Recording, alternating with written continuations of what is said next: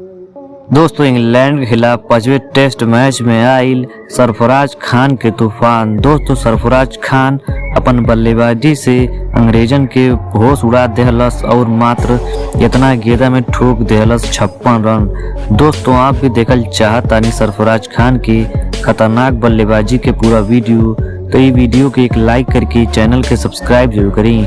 दोस्तों जैसन कि आप सभी लोगों के पता बा, भारत और इंग्लैंड के बीच में 5 टेस्ट मैचन के सीरीज की शुरुआत हो चुकल बा, जेकर 4 मुकाबला खेलल जा चुकल बा 900 और अब 5वां टेस्ट मुकाबला खेलल जाता दोनों टीमन के बीच में, जिसमें इंग्लैंड के टीम टॉस जीत के पहले बल्लेबाजी करे के फैसला लेहलस और पहले बल्लेबाजी करके बना देलस 218 रन 10 विकेट के नुकसान पर।